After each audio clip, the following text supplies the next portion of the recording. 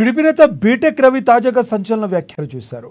వర రవీంద్ర విషయంలో వైసీపీనే డ్రామాలు ఆడుతుందన్నారు. వైసీపీ వాళ్లే సోషల్ మీడియాలో లీకులు ఇస్తూ అరెస్టు చేశారని వాళ్లే అంటారు. తప్పించుకున్నాడని వాళ్లే పోస్టులు పెడుతున్నారంటూ ఆయన తెలిపారు.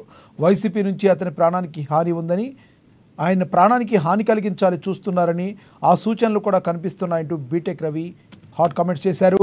అతనికి ప్రాణహాని కలిగించి ఆ నెపాన్ని ఆంధ్ర పోలీసుల మీద, టీడీపీ కూటమి మీద వేయాలని చూస్తున్నారన్నారు. వర రవీంద్ర విషయంలో పోలీసులు అప్రమత్తంగా ఉండాలన్నారు. ఎంపీ అవినాష్ రెడ్డి పిఏ రాఘవరెడ్డిని పోలీసులు అదుపులోకి తీసుకుని విచారణ చేయాలని ఆయన డిమాండ్ చేశారు. ఏదన్నా కానీ ప్రమాదం సృష్టించి సోషల్ మీడియాలో కానీ టీవీ ఛానల్స్లో కూడా చూస్తున్నాం. వర రవీందర్ రెడ్డి నిన్న అరెస్ట్ అయినట్లు, తర్వాత ఇప్పుడు కూడా డిఐజీ కోయా ప్రవీణ్ గారు ఆయన ఇంకా అరెస్ట్ కాలేదని కూడా ఇవ్వడం జరిగింది.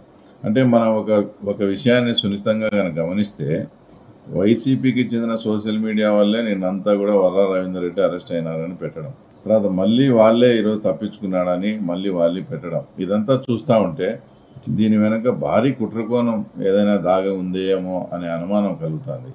అంటే ఎందుకంటే ఇప్పుడు అరెస్ట్ అయినామని చెప్పడం, వాళ్ళే తప్పించుకున్నామని చెప్పి వాళ్ళే అతనికి ఏదన్నా కానీ ప్రమాదం సృష్టించి అతని ప్రాణానికి ఏదన్నా హాని చేసి అప్పుడు ఆ నెపం అంతా కూడా ఆంధ్ర పోలీసుల మీద కానీ అలాగే తెలుగుదేశం పార్టీ మీద వేయాలని ఒక భారీ కుట్ర జరుగుతుందనేది వచ్చి స్పష్టంగా మాకు అనుమానాలు వస్తున్నాయి.